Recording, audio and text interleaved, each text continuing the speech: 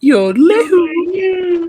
We are back. We are back doing one breakout player from every single NBA team for next season. A to Z. We are going to start A to Z, but we're going to start with the Atlanta Hawks. So, Finn, what do we got? Onyeka Okongwu, 007. Not 7, though, but 00. Yeah, I mean, we're expecting Big O to take a big leap this season, with or without the Hawks moving off of Clint Capella. I know that's around in the rumor mill, but I think if he gets that starting spot, that instantly puts him in that 30-minute a night kind of category where he's getting serious center minutes. And in all of the, not limited reps, but in bench minutes, he's performed super, super well. And I feel like the Hawks are a better team with him on the floor opposed to Clint Capella. And I think, well, based on what Slim said, that he's primed for a breakout season, and we're just excited to see where he has to go. He's dynamic and talented. Yeah, definitely has potential to do something special, especially if they move off Clint Capella. But I like him.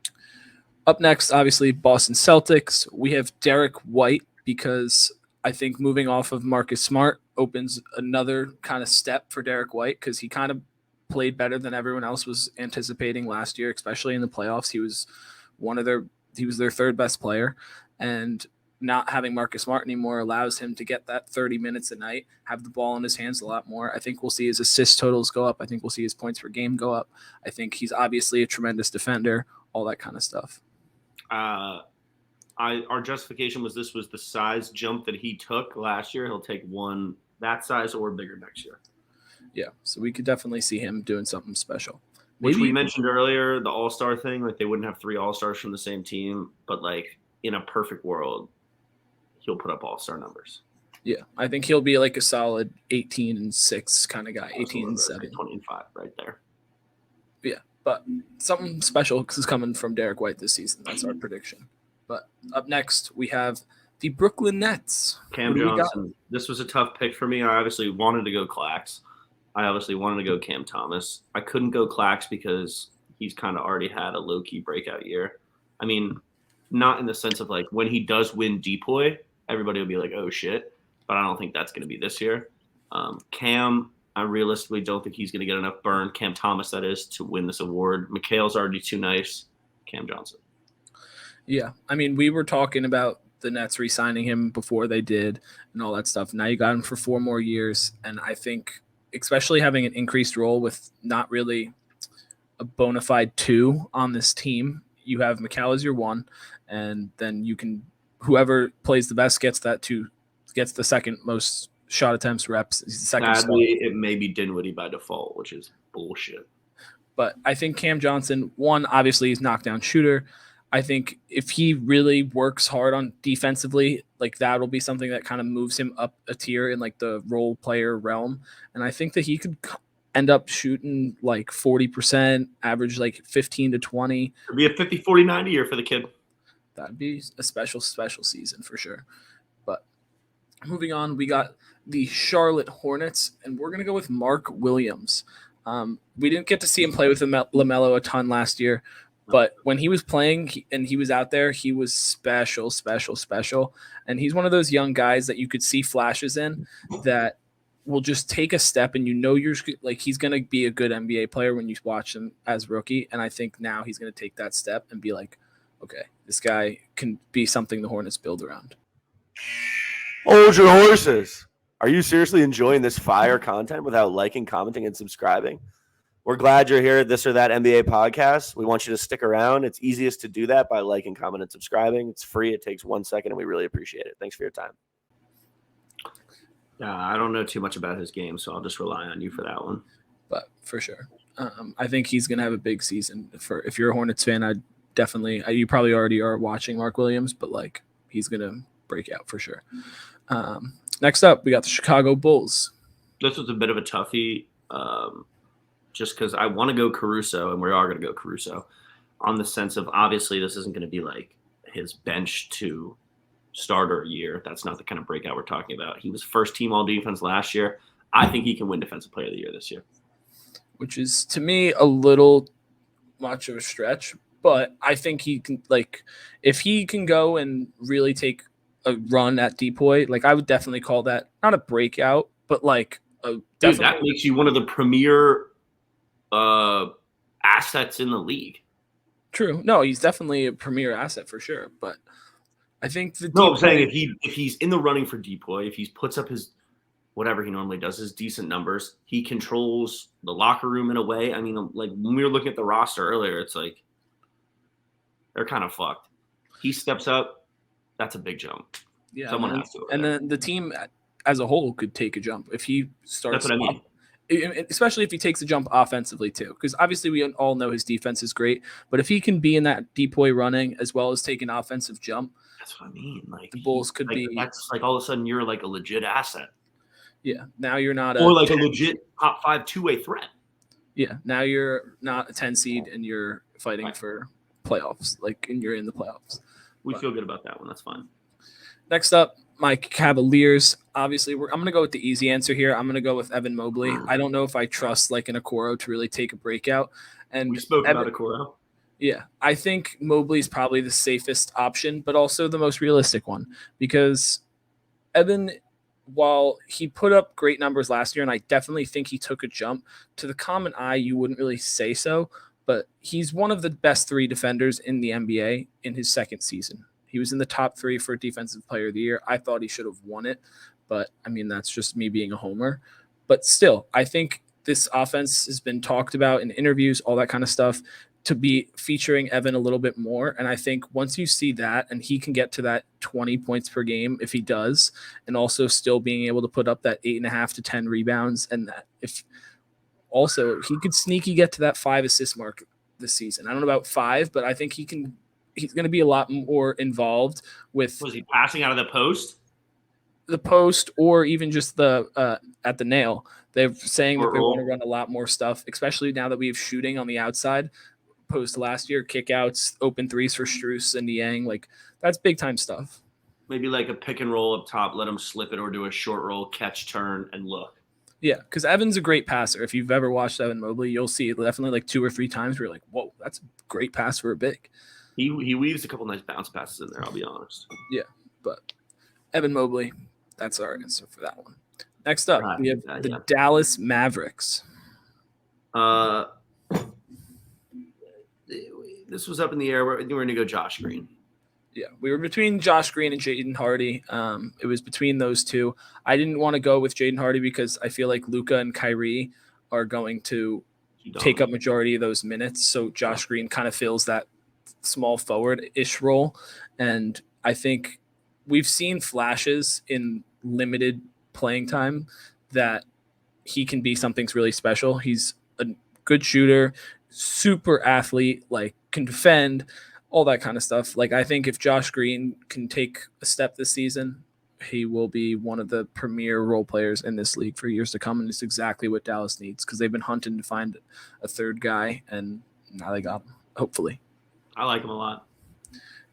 But Denver Nuggets, this one's kind of the only option just because they won the championship and they lost Bruce Brown, so then you got to have a guy fill that role, which is Christian Brown.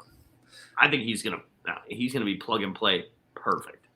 Yeah, I mean, he obviously got PT last season and all that, but I think this is where you see that second-year jump from a lot of players, and he's going to be forced to kind of be more ball dominant now that Bruce Brown's gone, especially in that second unit. So I think he can take on some of that responsibility, and we've also already seen his defense as a rookie, and that's before you know all the tips and tricks to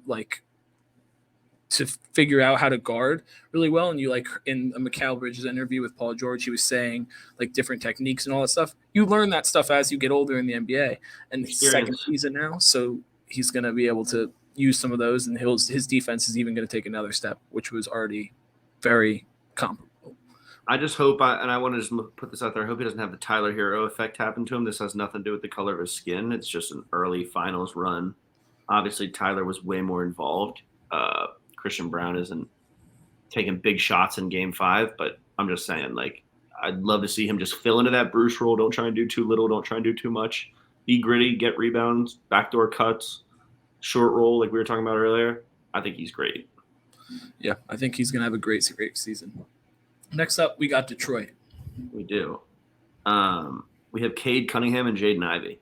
Now, Cade Cunningham, those clips the other day, wow. Yeah. One of them, he jumped out of the gym. Like, actually. Holy shit, it was a backdoor lob on the right side, off the right block.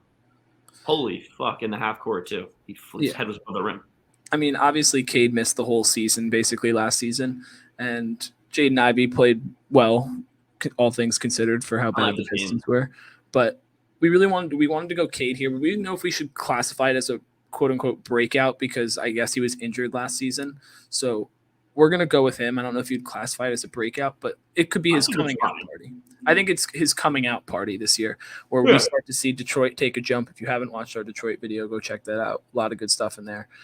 But I think that's kind of what the Pistons need. If you can get Cade or Jaden Ivey to really take a solid leap or just kind of get moving toward their potential, it'll make a big difference for the Pistons going forward.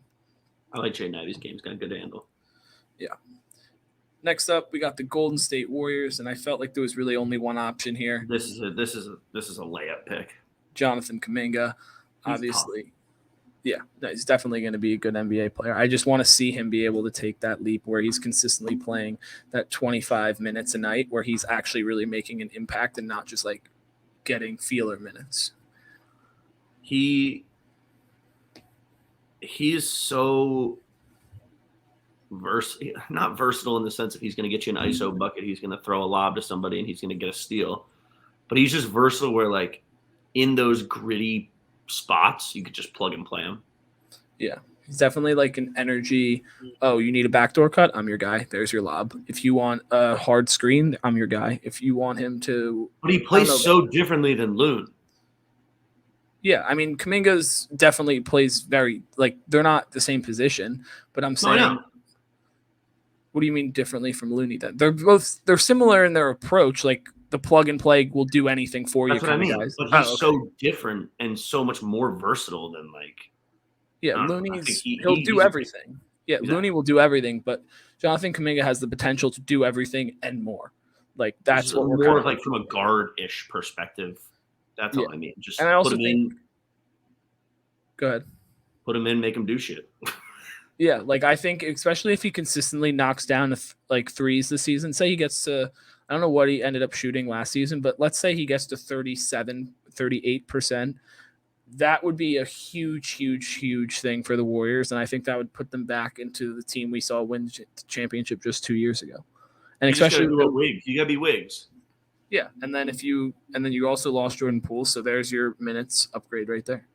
Just be Wiggs Jr.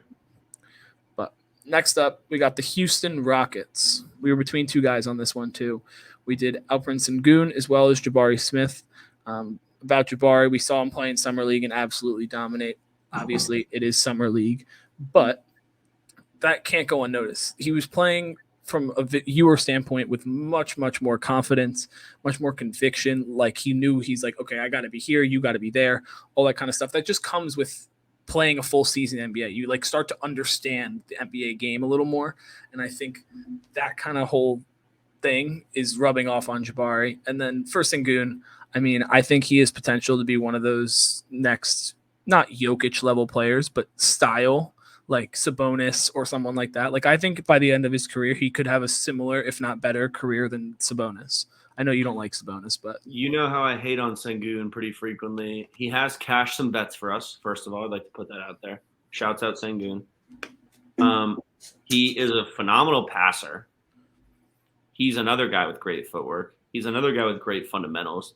And honestly, I hate handing this compliment out because I just said he sucks like the last 6 months, but dude's got good instincts.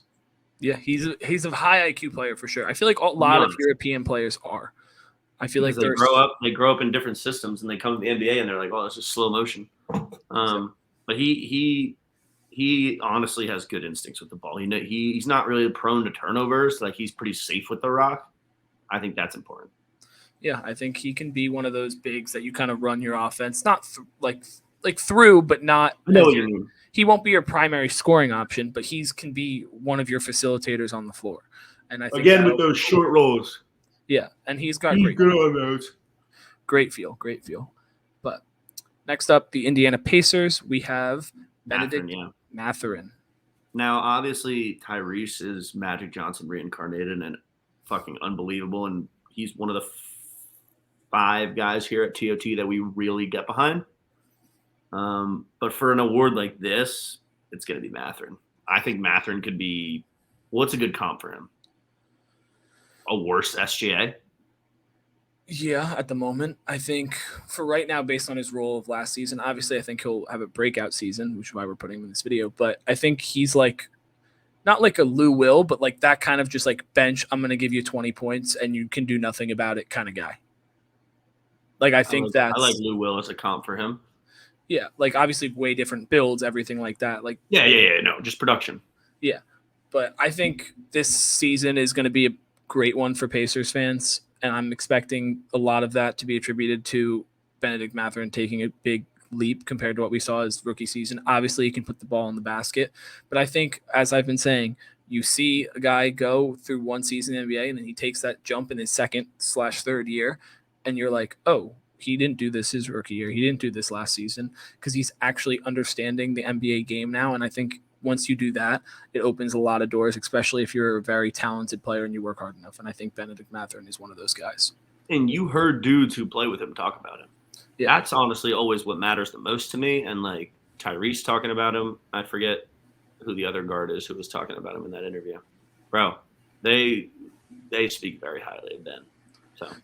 Yeah, I think Benedict Mathurin is going to be a great, great player in the NBA. Rule of thumb, if somebody dominates in practice, give them time, they'll dominate it during games. So true. All right, next up, we got the LA Clippers. We're going with Bones Highland here. One of the other guys. Should have been our MIP. No, he's not going to get enough mins for that. Russ is there. I would love to see him just absolutely take over Russ's spot. Guy just got 56 the other night. I understand it's Pro-Am. But there's guys who have that switch, like it's an unteachable switch. First of all, coach set bro up, whoever was guarding him in that program. Coach set him up. Yeah. By talking to bro, coach put his own player on a t-shirt by doing that. Yeah, it was tough. But those intangibles are like we're always geeked on those here at TOT. He's him. Yeah. I mean, if you've watched probably any of our videos related to anything, honestly, we always bring up Bones. Obviously, spark player, like makes these plays where you're like, whoa, that was sick all the time. And I think he's one of our 5 guys. Yeah, he is for sure. He's one of those guys that we feel as though with an increased workload this season, being that bench kind of scoring electric factory for the Clippers this season, he's going to take a jump, and I think it's going to be kind of not a duel between him and Terrence Mann, but like those two who were between, and I wanted to put our faith in Bones this season. I like him better than Terrence Mann. Terrence Mann is longer and probably a better defender and whatnot, but Bones is just an electric factory. Dude, when he was talking spicy to coach, like and there's a bunch of dudes who will be like, oh, don't play with him, don't play with him. Don't play with Bones. Facts. For the Lakers, we have someone I feel like not a lot of Lakers fans would be expecting us saying, but I got Jackson Hayes here. I think that he's one of those guys that not flew under the radar in New Orleans, but you only really ever saw him when he was either dunking on someone or getting dunked on. And I think for the Lakers, I don't think he's going to be playing 25, 30 minutes a night by any means. But I think in that 15 minutes that he's going to get, or maybe even 20 with him and AD on the floor together, I think you're going to see the true potential of Jackson Hayes. Obviously, being in LA, he's going to get a lot more media attention for everything that he does. But all that kind of stuff, the rebounding, the push the pace, the running the floor, because he will run that damn floor, all that kind of stuff, like that is what LeBron likes. He loves that skip, throw ahead pass. He loves the lobs. He loves it all. And I think that's going to be something that can get the crowd going, all that kind of stuff. And I think we're just going to see a big season from Jackson Hayes in comparison to his years in New Orleans. He's like 23, right? Young for sure, yeah. Definitely going to do something. He's bouncy, bro. He's got big-ass squads. Facts. He might have the biggest squads in the NBA.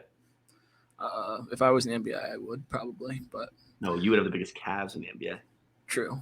But for Memphis, D-Bane. who do we got? D-Bane. This guy, and if we did this video a year ago today, we would have been, my exact example would have been, oh, you should have seen this video of him cooking an open gym. Remember that video? Listen, he is like one of the rare Swiss Army knife guys that you come across who are like hidden gems almost. Yeah, and especially with Ja missing the first 25 games, we thought, one, he's going to be their primary scoring option. 20 shots a night. That's what we said. Automatically. 20 shots a night he'll get. So, I mean, anybody taking 20 shots who's that talented, you're due for big numbers, and he didn't really have – he's a lock.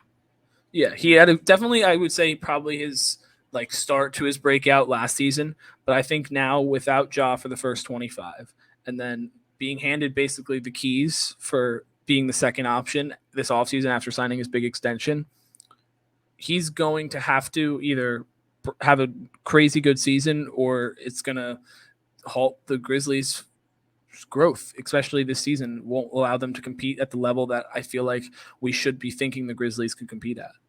I know how the parity in the NBA is crazy. Is he a top 5 most underrated player in the league? I know everybody knows a little bit, but I feel like he gets overlooked crazy. He definitely does. I don't know about top 5, but I would say he's definitely overlooked in the grand scheme of things to the common fan, for sure. Unbelievably strong, unbelievably solid, unbelievably skilled. Like, he'd be a great net. Can't have everyone on your team, Finn. He'd be a great net. All right, next up, the Miami Heat. Who do we got? Caleb Martin. Again, a couple of these teams, it's kind of hard to fish out, who it's going to be, but obviously everybody has one. Him and Gabe Vincent, Stephen Clay. So after the finals run, so we'll see how he holds up without his splash, bro. But I think he's a great player. Yeah, I mean, we saw a little taste of what he could do in the playoffs this season, and then now not having Strus or Gabe Vincent there anymore, I think, one, he's going to get a lot more minutes. I think he'll probably start. I guarantee you he'll start. The only thing is Hero. Yeah, or if they start K-Love and then have Caleb Martin as your bench option. But if he is, that's 6 man of the year potential, that's for sure. That's a good bet potential.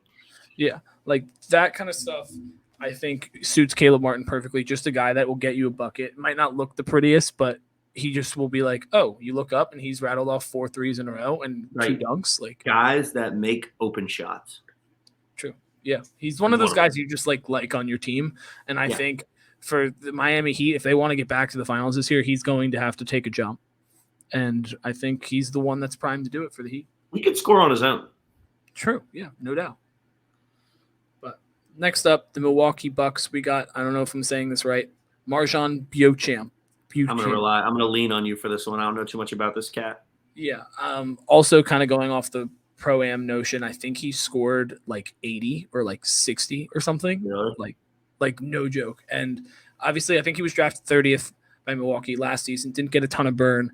I think this season is going to be where he actually gets some serious burn. And I think he's going to help elevate Milwaukee back to that, okay, we are serious contenders. We're not going to lose to a Miami in the first round. Obviously, Giannis was hurt. But, we're not messing around. We're coming for the blood. We're going to win the championship. And I think he's going to be the guy that off the bench can really provide that spark for the Bucks. How tall is he? He's tall. He's like 6'8". I thought he was a big boy. Yeah. He's big wing. But long guard. Next up, we got the Minnesota Timberwolves with Jaden McDaniels. I wanted to do Ant for this because I think Ant can go from where he's at now to MVP at the drop of a hat. But we'll stick with Jaden McDaniels for now. Yeah. Also, apparently he's being measured at 6'11" now, which is nuts. Without shoes because they're doing the no shoes now too. I don't know, but apparently this could be totally fake, but I've seen a couple things saying he's being measured at 6'11" now. 6'11"? Yeah.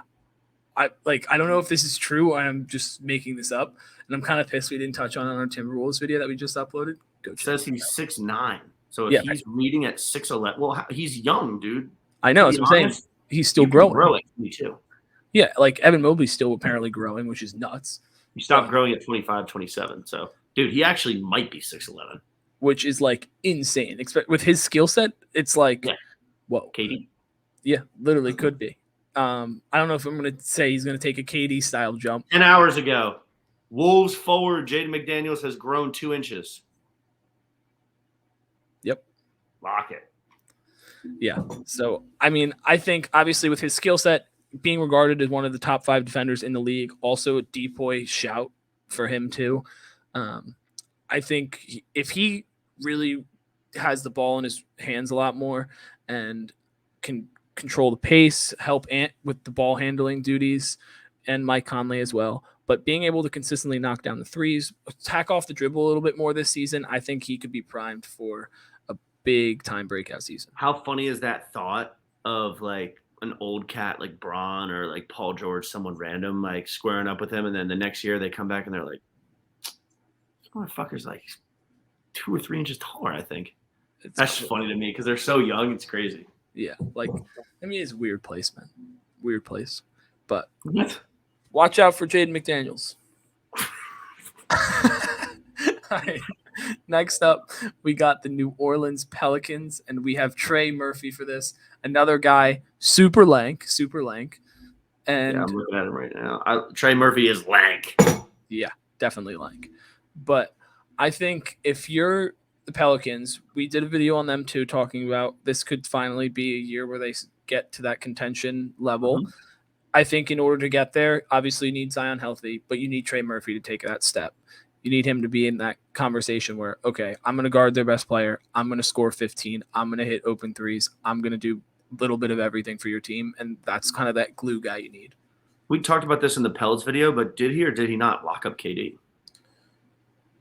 Yeah, he did great on KD. So, I mean, I'm okay admitting that now because he's a son and he's a bum, but he definitely locked up KD in the first game of the last season, and when we played them in like November. I don't know exactly where I was sitting for that game. He was clamping his shit. It's like picking it out and getting it from the other side. It was bullshit. Trey Murphy's definitely one of those intriguing guys, and I think he's primed for a breakout, which is hence why he's on this list. But for the New York Knicks, who do we got? Quentin Grimes, dude. I actually love this cat. I love dudes who jump fucking high and just fucking run in the fast break and take off. Yeah. I mean, hit that also being able to consistently knock down the threes, was guarding the best guard on the other team every game for the Knicks. Like, that's just another one of those glue guys. Obviously, not all these guys on this list are going to be all-stars or all-star level players, but players that need to have a better season than they did last in order to help their team win. And I think Quentin Grimes, if he can get to that level where he's like kind of like a Josh Hart kind of. You got to be the Draymond of the Knicks. No. What? You got to be the Draymond of the Knicks. In what way? Hold everybody together, pick up the pieces. Yeah, he's the glue guy. That's what Why are you looking at me like I have 5 heads? I'm not talking about play style. I'm just talking about role. Okay. But I think for Quentin Grimes, being able to shoot that 3 ball consistently, which he's done, but in big spots, like he shot it well in first the Cavs in the playoffs, but then he got hurt, obviously. But that moment wasn't too big for him. And I think realizing that, plus having a starting role, I don't know if he's going to start next season, but having that starting role or still going to get significant minutes because Tibbs is He'll be not in the like 7-man rotation. For no doubt. And I think that's one of those guys that you need in order to compete. And I think the Knicks are on their way to competing. They've got stockpiled a ton of great role players, and then you have your 2 stars in Brunson and Randall. And in the NBA today, that's how you win. And I respect guys who, the lights aren't too bright for them. So true. All right. For the Oklahoma City Thunder, who do we got? Jalen Williams. There's a couple guys we could have taken on here. Yeah, we could have even taken Chet. Technically, he hasn't played any season. I didn't hate Giddey, even though there's some contention taking Giddey there. But there's a lot. I mean, just the fact that that's a kudos to their ownership. The fact that we're debating who's going to be their breakout player. There's like 4 guys. What's the weird look Poku also? Mm-hmm. So, I mean, they got a lot of guys. You could take anyone on this team, but yeah. We're going with Jalen Williams second. I believe in Rookie of the Year voting last season. I think he's got all the tools to be one of the best NBA players or like second option NBA players for a long time. And I think the Thunder are going to take a huge jump this season behind him and Shea and Chet. That trio is one that you can build around, and I think it's one that's going to be super, super successful. But for the Orlando Magic, who do we got? My boy Cole Anthony. Shouts out Cole. Shouts out Jersey. Shouts out New York. Jersey tough. Cole Anthony. Shout out Team Rio. Cole Anthony to the moon. Yeah, another team that's probably going to be on the rise. We saw him take that mini jump after last season drafting Paolo, and then now you have another year of development in Franz and Paolo, and then you got Cole Anthony. Could have taken Franz. Bitch, I'm balling, working magic like I'm Franz Wag. But I'll tell you, Cole's bag, we're talking about underrated bags. Cole can get a bucket, bro. True. He always been able to get one, but like I'm talking about taller, fatter, stronger, slower. That dude can just score. I don't know, it's weird. As a point guard too, it's crazy. Yeah, no. Cole Anthony, especially when he has his breakout season next season, that'll take the Magic up a notch. And obviously, we expect other guys on that team too. One of those two teams that just has a lot of guys. One more point before we move off the Magic, because this is a 50-50 split with Franz. True. Franz could come out and average 25 next year. Easily. Or 28. I'm telling you, dude. I've seen obviously we're talking about the European vibe, how like the game seems slow to them and everything, but some clips last year, bro, like he was in complete control orchestrating the offense, getting his own bucket, screen and rolls. Like, I don't know. I think Franz is right there with Cole. They're fire backcourt. True. But for the Philadelphia 76ers, I don't know why it sounded so weird when I said that, but we have Tyrese Maxey. Obviously, I feel like he's kind of had a breakout-ish type of season last year, but no Harden. No Harden, possibly. We don't know yet. Can he be an all-star next year? Absolutely. If there's no Harden on the team, yeah. With Harden, can he average 24? With or without Harden? This is the big question. Yeah, no doubt. He has to. I think so too. I was just getting your feel on it. Yeah, no, I think Maxey is one of those guys that you're like, oh, he can score anytime he wants. Oh, he can do a little bit of everything offensively. He can make open threes too. He doesn't miss that many open shots, which was pissing me off every time we play them. Yeah, he's one of those guys that like you throw him the ball and you know you're going to get a bucket anyway. Mid-range, layup, and not dunk, but. And I hate him for it. 3-point, like he's one of those guys. But fuck Philly. Fuck Philly. Hate him for it. But one thing you got to know, if me and Matt agree on something, it's set in stone. True. For Phoenix, we have Bol. I think having a breakout type season, I feel like he'll always have his clips on IG and all that from always have his clips. Just from the random Schweens like Finn and Slim who just Bol. But I think this is kind of the season where we're going to be like, oh, he can actually hoop. Like, why were we not talking about this sooner? Like, to the NBA people that are just like, oh, he can actually hoop. I think this is the year. Yeah, and I haven't said that before. I've said I like him. I've said he's good. I've said he has I've never said this is the year. Depending on the PT, how the burn plays out. He's their backup big. I know, but like, is he going to be playing down the stretch with 3 minutes left? Probably not. No, but you're going to see him play that 15, 20 minutes when Ayton's out. And I think that's the time you're going to get to see the What if he fucks around and takes Ayton's spot? That'd be hilarious. So funny. Slim would probably be rooting for it. Slim would love that shit. My dog would be eating that up, bro. Me and Slim are Team Bol. We have been since day one. You have been. I've not always been the highest ranking Bol guy, but I think he's due for a big season. For the Portland Trailblazers, we have our possible most improved player candidate. Who do we got? Anthony Simons, dude. Yeah. If Dame is not on that team, this dude will average 28. No doubt. Like, no problem. Like, he might average like 30, 31, bro. I don't know. He's like, it reminds me of SGA a little bit. Yeah, I mean, you're definitely higher on him than I am. I'm very high on him. I think no Dame, And if I know there's been rumors speculating about him getting traded too, but no, if he stays on Portland, Really? yeah, I haven't seen that. no Dame, Anthony Simons gets him and Scoot are going to be split time on ball. That's just something that you can't overlook, especially for a guy that you've seen flashes in where he's like, oh, I can score from here. I can heat up here. I can do a little bit of everything offensively, kind of like Maxey, just in a different way. That's He one of is those kind of like Maxey, in certain ways for sure, but he's a little bit bigger. He can a do, little stronger, yeah, he can do almost everything. a little bit better defender.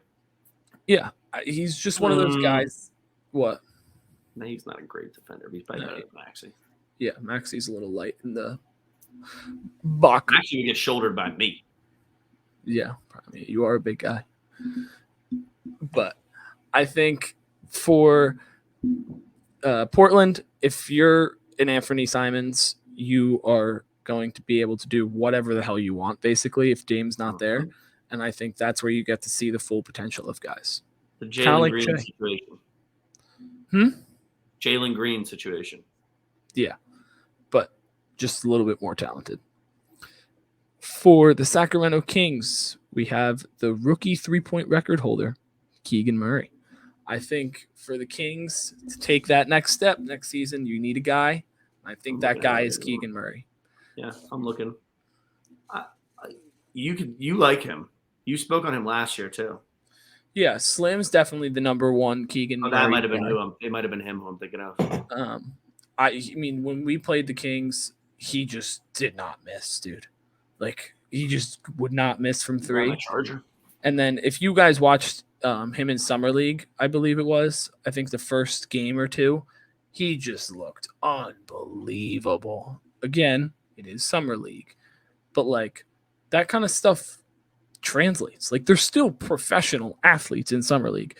And I think if you're going to be trying to take a jump, you want to see that progression, even though if it is Summer League, he scored 40. Like, it's just like that.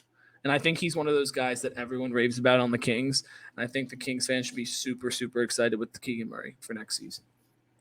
But for the San Antonio Spurs, we are going with Devin Vassell. We felt as though Keldon Johnson kind of already not had his breakout, but had a step toward that. And I think that Devin Vassell is one of the most underrated players in this league. Excellent three-point shooter. Is going to get watched a ton more now that Wemby's on the team, which is kind of sad for him because I think he's being overlooked by a lot of common fans because obviously, quite frankly, no one really wanted to watch the Spurs. But Devin Vassell is going to be a special, special guy, and people are going to be watching Wemby and be like, wait, who's this guy? Now that I'm thinking about it, it was 100% Slim. Look out, Keegan Murray. Who's geeked on Devin Vassell. No, you mean he's geeked on Devin Vassell too, but Keegan Murray too. No, that both. Yeah. But Devin Vassell, keep an eye out for him when you're watching Wemby. Yeah, people are going to be like, who the fuck is this dude? Exactly.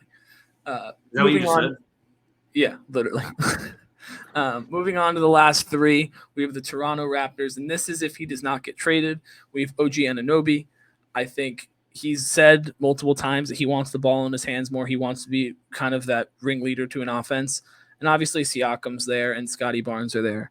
But no Fred VanVleet means a lot more touches for OG, and I think he's going to destroy with it. We saw Mikal Bridges in his interview with Paul George talk about it. He's like one of those guys that if he gets a chance, he's going to capitalize on it and be a really, really special player. He's so strong. He's so smart. He's poised. He plays at his pace. He doesn't let anybody speed him up. I love those clips of him taking those slow layups. I did a breakdown on that last year. That shit gets me fired up, dude. Slow-mo Finn. Basically Kyle Anderson 2.0. Kyle Anderson jersey tough. But yeah, he does that same thing in the fast break where he'll do the bop, bop, bop. Love it. Eat that shit up. Moving on. He's a good defender too. Probably one of the best defenders on this list. Great defender. Moving on to the last two, we have the Utah Jazz, where we have their new acquisition, John Collins. Should be a net. God. Yeah, I think you've said that 4 times on this list already. Okay, that's only 4 guys out of 30. That's not bad. It's not bad. It's Not bad for me. Not for bad you. for me. For you, it's not bad. But John Collins should be in the black and white for sure. That's fine. But John Collins obviously getting a new chance in Utah. We saw him dominate, quite frankly, and when the Hawks made their run a couple seasons ago, and he hasn't put been Cubs on a T-shirt, bro. He hasn't been the same since then, and I think having a new location, new life, getting a new coach to kind of run stuff through him is really going to help him next season. And I think he's a player to watch out for, especially if you're a Jazz fan and you're like kind of indecisive about the move. That's not the word, but we're going to run with it. Indifferent. Yes, that's the word. Thank you. You should be really excited to watch John Collins. I think he's going to have a big, big season. I love his game, dude. I think obviously he's a little erratic. Sometimes he can do a little chicken with the head cut off thing. Yeah. But I like him a lot. I think he's a great rebounder too. Underrated rebounder. Yeah, great rebounder, can space the floor, freak athlete, can defend, this is all the stuff you want. Freak athlete, dude. Yeah. But now moving on to the Washington Wizards with Finn's favorite player not on the Nets, Jordan Poole. This is another guy who should be in the black and white. Jordan Poole is going to score 32 points a game this year. You heard it here. I'll bet you on that.